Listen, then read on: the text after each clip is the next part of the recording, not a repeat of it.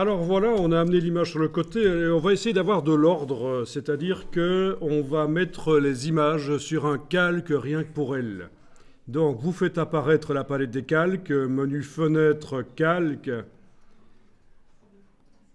Et dans la palette des calques, on voit qu'actuellement on a un calque.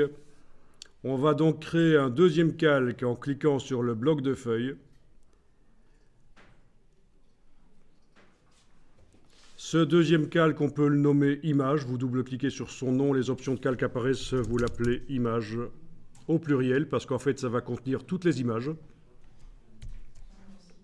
Sauf les images qui sont dans le flux du texte.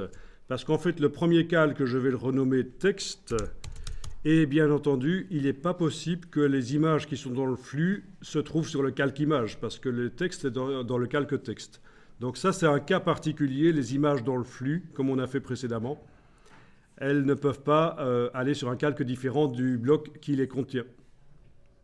Par contre, l'image qui est là, si je clique sur elle, bon, cliquez, hein, donc ça veut dire que son cadre est bleu. C'est bien le conteneur que j'ai activé, parce que si je double-clique, le cadre devient brun. Et je suis descendu au niveau de l'image. Dans ce cas-là, je dois cliquer à côté et venir cliquer sur l'image. Voilà.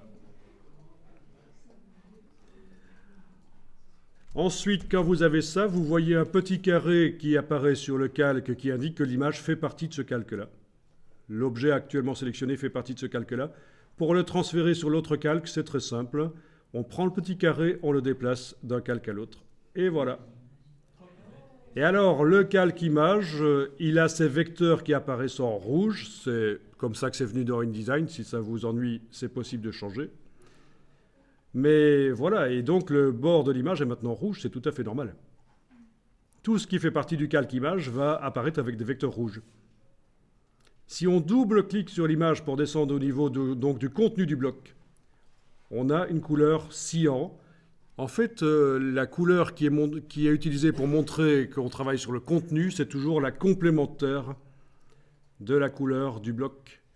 Donc c'est pour ça que quand on était sur le calque texte, quand on double-cliquait sur une image, elle apparaissait en brun.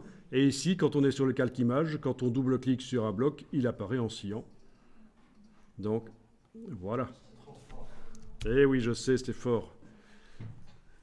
Les émotions vous submergent.